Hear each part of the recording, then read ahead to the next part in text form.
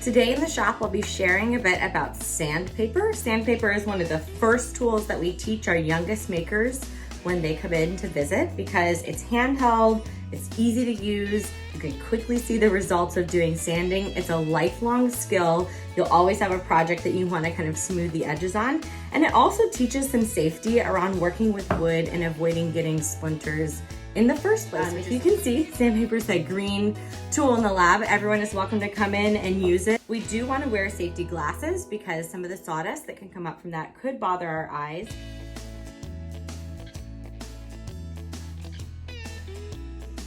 I've got a few different kinds of sandpaper here. In general, sandpaper has a number rating, and that tells us the grit of the sandpaper, how fine or rough the sandpaper would be. So this packet was a sandpaper that was 150 grain. You can see that right there. The higher the number, the finer the texture of the sandpaper, the smoother the sandpaper is going to feel to you, and the harder it's going to be for you to remove big splinters off of your wood. So in general, if you're working with a piece that has lots of splinters, lots of rough edges, you want to start with a lower sandpaper number, something like a 60 or an 80. And then you go up from there as you get to sort of the end of your sanding and you really just want to smooth that piece of wood out to give it its final texturizing. You can go up to something like a 200. If you're working with a piece of fine wood that's already pretty smooth, maybe it's a piece of furniture grade wood that you're working with, you might want to start with one of those higher number sandpaper grains so that you don't actively rub away some of the lovely wooden finish that's already there as part of your product. But it also depends on how dense your wood is. Here in the shop, we typically are working with a lot of pine, which is an inexpensive, readily available building material, and that is pretty easy to hand sand away. But if you started to work with a much denser hardwood, something like oak, it would be harder to hand sand away some of those details. That's where you might use a power sander for some of the work and just finish up with some hand sanding. This is a quick sort of intro of different kinds of sandpaper and where you'd use them.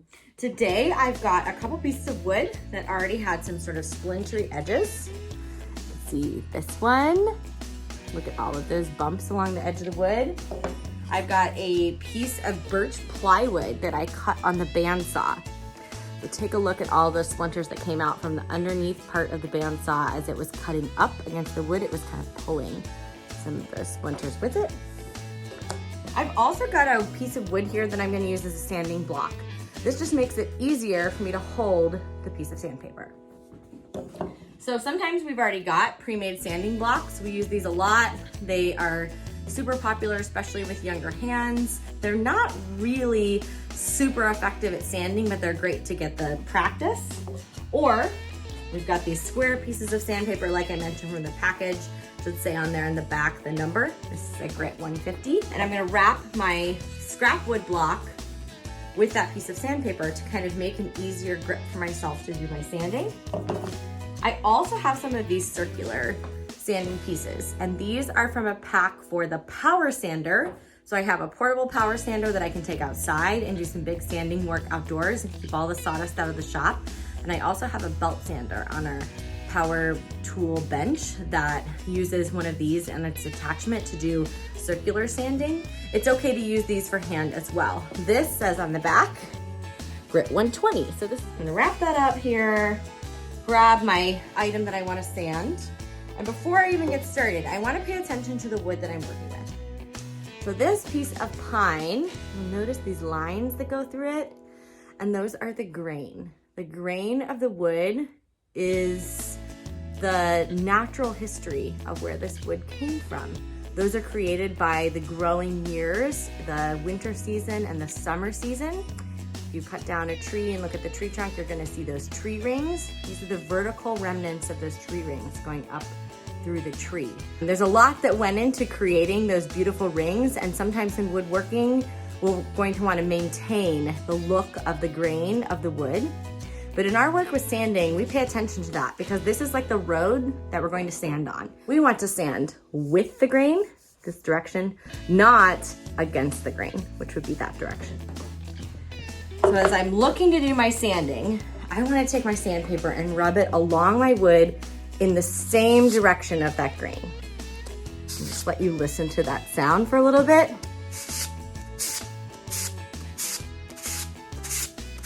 So I'm working with the grain, and I can go in both directions.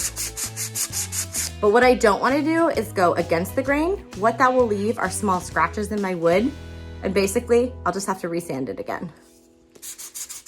I love to sand a bit on my corners. So you can see how I'm starting to get like a smooth, rounded edge there on that corner from a bit of sanding.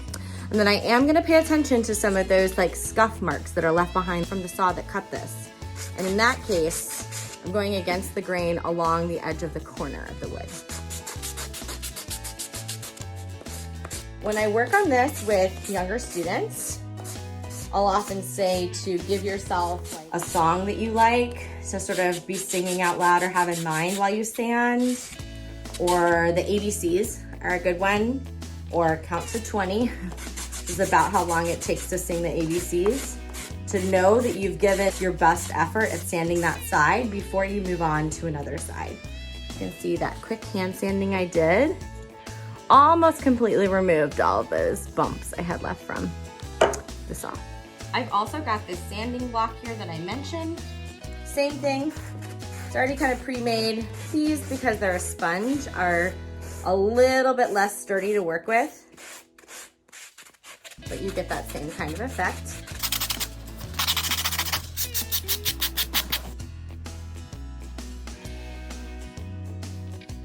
Again, I'm doing this quickly. This isn't for a finished piece, for example, that would become like a piece of furniture.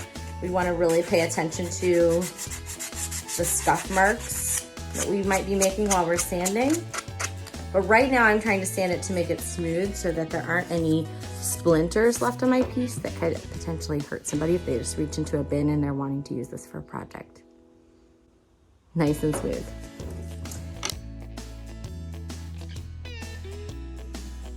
Okay, when we're all done sanding, we're gonna put all of the materials we used away in our sandpaper basket or storage area. We're gonna return all of our blocks of wood to the scrap bins, unless we're keeping them for a project. And then I'm gonna quickly use the vacuum to kind of wipe up my area. And then, like anytime we're working in the lab, wash our hands. Pretty much sanding is dirty, dusty work. You're going to end with dust all over your hands and on your clothes. It's just sort of something we get used to. If you're somebody who has a little bit of an allergy or you're sensitive to sawdust, I always recommend to sand outside if you can, or open up the window or door, and so you can kind of get some natural airflow in the area. Sanding is a really easy and very inexpensive way to get into woodworking and get your hands on some wood and get a sense of what it's like to work with a piece of wood. So I encourage you to, next time you're at a hardware store or a home store, to search around for a pack of this sandpaper and some scrap wood. There's discounted scrap wood that's pre-cut available at any home store and hardware store, or you might even have a couple pieces laying around the garage, and just give yourself some time to practice sanding. It's amazing how this can almost seem like a meditation activity, kind of relaxing you and calming you down as you count to 20, or sing that song in your head, or just kind of work with the wood slowly to remove all of those tiny little scratches and surface imperfections and turn it into something beautiful.